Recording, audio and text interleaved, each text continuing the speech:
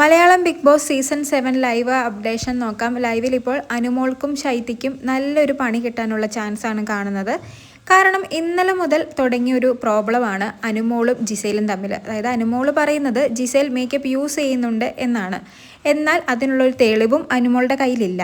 ഇത്രയൊക്കെ അനുമോൾ പറഞ്ഞിട്ടും ഒരാണുങ്ങളും അനുമോളെ സപ്പോർട്ട് ചെയ്യുന്നില്ല. എല്ലാവരുടെയും സപ്പോർട്ട് ജിസേലിനാണ്. അതുകൊണ്ട് തന്നെ ജിസേലിനെതിരെ തെളിവുണ്ടാക്കാൻ, അതായത് ജിസേലിൻ്റെ കയ്യിൽ നിന്നും ഫൗണ്ടേഷൻ കണ്ടുപിടിക്കാൻ വേണ്ടി അനുമോൾ മാക്സിമം കിടന്ന് പരിശ്രമിക്കുന്നുണ്ട്. ഇന്നലെയും 2-3 തവണ അനുമോൾ ജിസേലിൻ്റെ ബെഡ് സ്പേസ് ഒക്കെ തപ്പിയതുമാണ്. എന്നാൽ ഇപ്പോൾ ലൈവിൽ അനുമോൾ വീണ്ടും ജിസേലിൻ്റെ ബെഡ് സ്പേസിലേക്ക് പോകുന്നതാണ് കാണുന്നത്. സത്യം പറഞ്ഞിട്ടുണ്ടെങ്കിൽ ബെഡ് സ്പേസ് തുറന്ന് കിടക്കുകയായിരുന്നു. അത് ക്ലോസ് ചെയ്യാൻ വേണ്ടിയാണ് അനുമോൾ പോയത്. പക്ഷേ ഫൗണ്ടേഷൻ കണ്ടുപിടിക്കണം എന്ന് പറഞ്ഞുകൊണ്ടാണ് അവൾ അങ്ങോട്ട് ചെല്ലുന്നത്. അത് ജിസേൽ കാണുന്നുണ്ട്. കാരണം ജിസേൽ ഡ്രസ്സൊക്കെ അയൺ ചെയ്തുകൊണ്ട് സൈഡിൽ തന്നെ നിൽക്കുന്നുണ്ടായിരുന്നു. അപ്പോൾ ജിസേൽ ചോദിക്കുന്നുണ്ട്, എന്തിനാണ് നീ എൻ്റെ ഡ്രസ്സ് തപ്പുന്നത്? നീ ഇന്നലെ മുതൽ തുടങ്ങിയതാണ്. എൻ്റെ പുറകെ നടക്കാതെ നീ ഗെയിം കളിക്കുക. നീ ഗെയിം കളിച്ചാലേ ജയിക്കുള്ളൂ, അല്ലാതെ എൻ്റെ പുറകെ നടന്നാൽ ജയിക്കില്ല എന്നൊക്കെ ജിസേൽ അനുമോളോട് പറയുന്നുണ്ട്. അനുമോൾ അതിന് ഒരക്ഷരം പോലും സംസാരിക്കാതെ വെറുതെ തല കുനിച്ചിരിക്കുകയാണ്.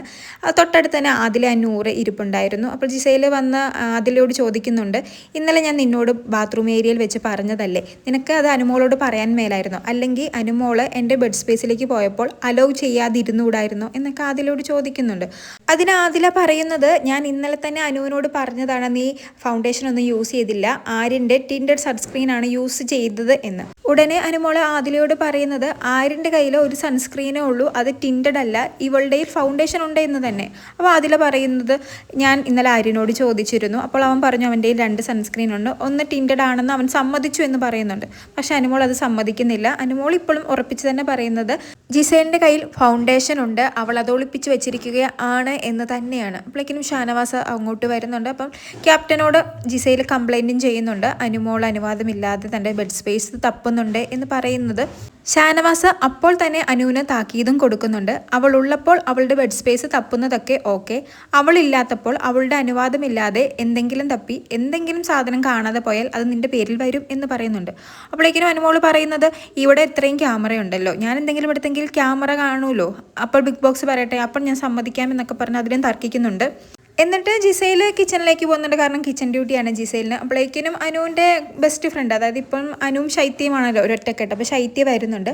അപ്പോൾ അനുമോള് ശൈത്യയോട് പറയുന്നത്, ജിസേൽ പറഞ്ഞു ടിൻഡഡ് സൺസ്ക്രീനാണ് അവൾ ഇന്നലെ യൂസ് ചെയ്തതെന്ന്. അതെല്ലാവരും വിശ്വസിച്ചിരിക്കുകയാണ്. പക്ഷേ ആര്യൻ്റെ കയ്യിൽ ടിൻഡഡ് സൺസ്ക്രീൻ ഒന്നുമില്ല, നോർമൽ സൺസ്ക്രീനാണ് ഇരിക്കുന്നത്.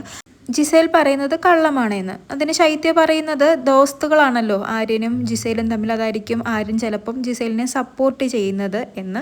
അതിനുശേഷം ശൈത്യ ഒരു സ്റ്റേറ്റ്മെൻറ്റ് പറയുന്നുണ്ട്, അതായത് വളരെ മോശമായ ഒരു സ്റ്റേറ്റ്മെൻറ്റ്. അതായത് ബാഡ്ജ് കിട്ടി ജിസേലിന് ബാഗ് തിരിച്ച് കിട്ടാൻ വേണ്ടി ഇവിടുത്തെ ആണുങ്ങളെല്ലാം വെയിറ്റിംഗ് ആണ്, അതായത് ജിസേലിൻ്റെ ഷോ കാണാൻ വേണ്ടി എല്ലാവരും വെയിറ്റിംഗ് ആണെന്ന്. അതിന് അനുമോളും ചിരിച്ച് അവളെ സപ്പോർട്ട് ചെയ്യുന്നുണ്ട്.